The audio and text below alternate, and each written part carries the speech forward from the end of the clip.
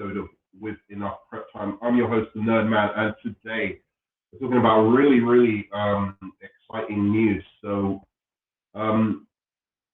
basically, it's just been announced right now that Jason Kilar has basically come out and said he's going to essentially restore the Snyderverse, and that Justice League 2 and 3 is now going to be directed by Zack Snyder. Now, how do I feel about this? I've always said I'm all for Zack Snyder coming back and directing movies for DC. I think it's a stupid idea for him not to.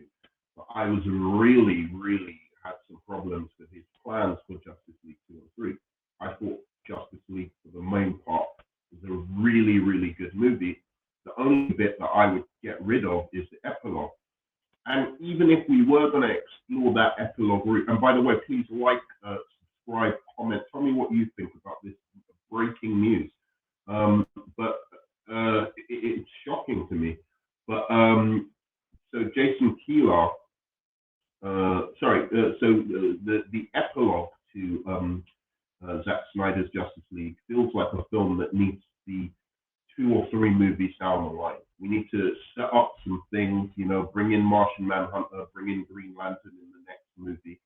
Now you set up these 5 centerpieces, make them the second movie something to do with, Martian Manhunter and of course Green Lantern.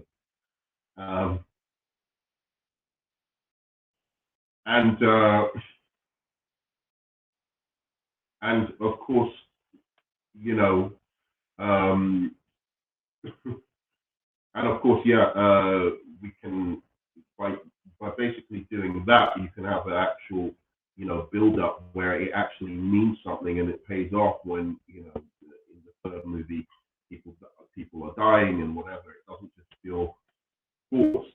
And I just feel like going back as well to a storyline where it's another Batman v Superman storyline with an evil Superman is just redundant to be the next movie. Again, if you build up to that over some time, that could kind of make sense.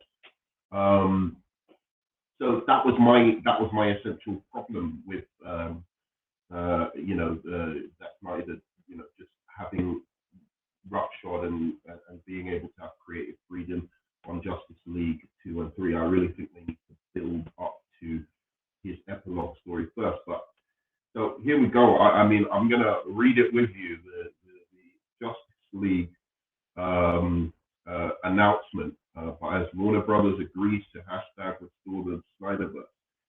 So it looks like the Snyderverse campaign has paid off because Warner Brothers has just officially announced plans to develop 2 direct sequels to Zack Snyder's Justice League.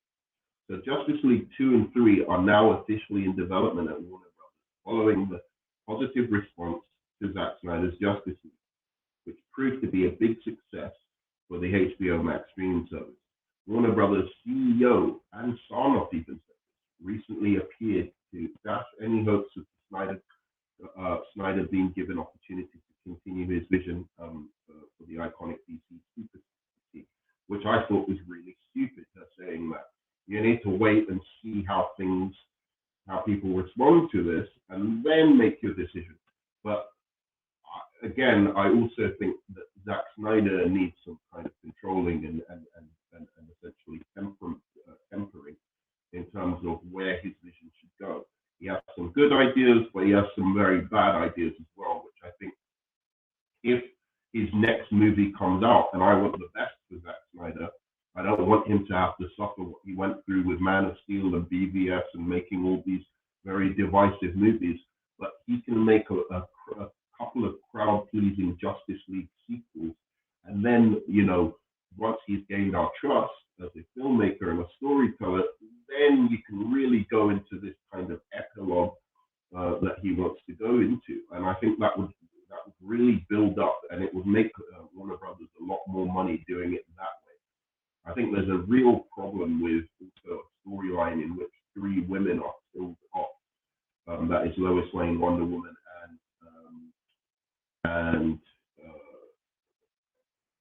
and Harley Quinn, and they're very popular female characters just to advance the story of two males. I don't think critics are seeing it now, but they will. They'll eventually be like, "What is going on? Why are you killing three women off screen, or not making it important?"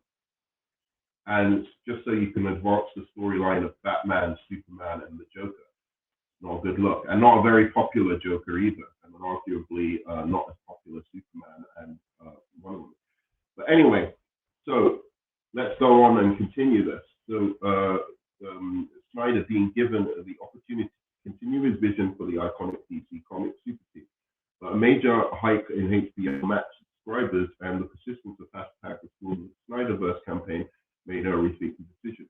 We simply didn't realize how much demand there was for Zack Snyder's take on Justice League, said Sarnoff in a statement.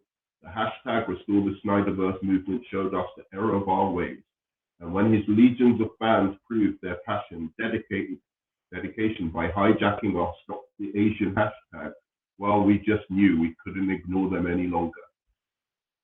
That's right. April Fools, guys. But on a serious note about this, I'm sure you probably knew I'm not very good at lying. I think one of my Akancha already saw this and knew that it was obviously fake. But it was a reason to discuss how I feel about the Snyder. He was trying to warn me. He thought I'd fell for the April Fool's kind of thing.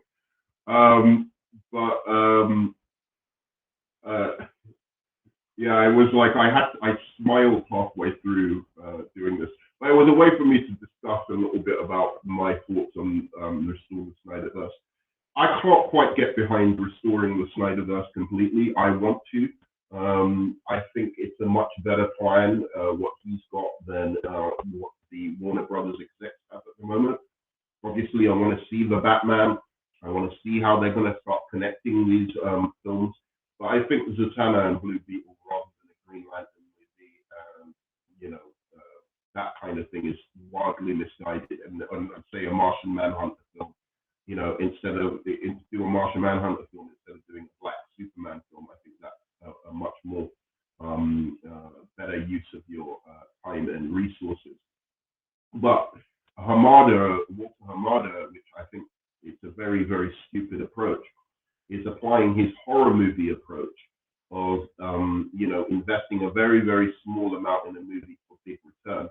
And I think that's only going to work for him, really, with the Batman, because the Batman, you can make Batman films on budget because it doesn't require huge amounts of special effects. But with other films, even something like Shazam, Black Adam, you need to give them proper budgets. Otherwise, people aren't going to take them seriously if the CGI and all of that isn't up to snuff. Same with Zatanna and Blue Beetle.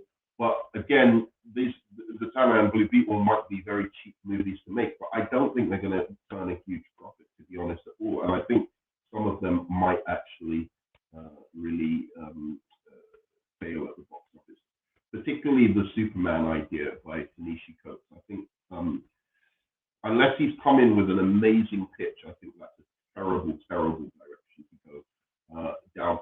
But so Zack Snyder's plan is good, but it needs some refinement, and I wish the fans would accept that this just needs a little bit of refinement, and then you can go, full on with Restore the Snyderverse. But as it stands, doing a Justice League 2 movie with half your cast dead when you've just, assembled this team and they're good and they work well together, I think that's highly foolish. So once I get more news of where Zack Snyder might have changed his vision a little bit from the Nightmare Vision, then maybe I will support the hashtag Restore the Snyderverse movement as well. But that's me. April Fools, guys. It's a happy world, and it's nice to have fun sometimes. So I like this end to this article. Sarnoff went on to confirm that Snyder will direct Justice League 2 and 3 back to back, and all upcoming DCU movies, including Aquaman 2, Shazam, Fury of the Gods, and Wonder Woman 3, will now be considered Elseworld stories, with the Snyderverse establishing itself as the main continuity going forward. Yeah. Very, very funny article. I decided I wanted to share that with you guys. So again, I'll see you on the flip side. Which news site? So I'll see you on the flip side, and I love you 3000. Bye bye.